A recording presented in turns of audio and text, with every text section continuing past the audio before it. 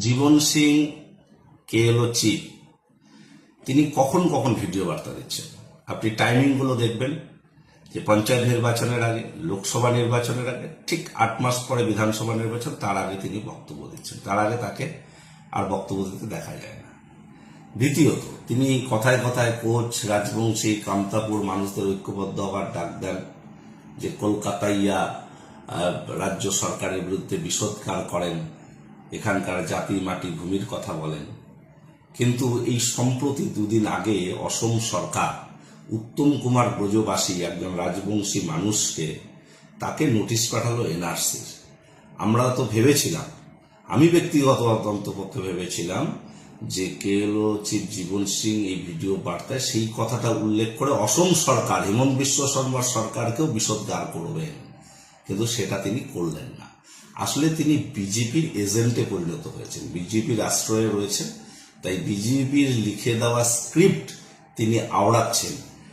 রাজবংশী মানুষরা উপলব্ধি করতে শুরু করেছে যে বিজেপি ক্ষমতায় এলে তারা এনআরসি লাগু করে রাজবংশী সম্প্রদায়ের মানুষদেরকেও তারা অনুপ্রবেশকারী বলে দাগিয়ে দেবে।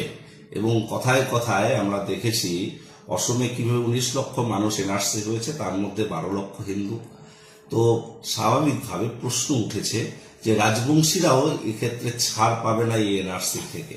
তাই উত্তম কুমার রাজবংশী ব্রজবাসী আমাদের কাছে জ্বলন্ত উদাহরণ।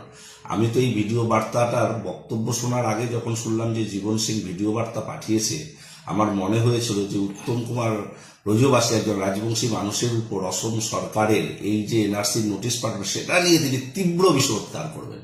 কিন্তু উল্টোটা দেখলাম, তিনি ওই ঘুরে ফিরে মমতা বন্দ্যোপাধ্যায়ের সরকার এই বাংলাকে দ্বিভাগ করার একটা পরিপ্রয়োজনীয় কথাবার্তা বলার চেষ্টা করলেন। এটা অত্যন্ত দুর্ভাগ্যজনক এবং এটা বিভ্রান্তিকর।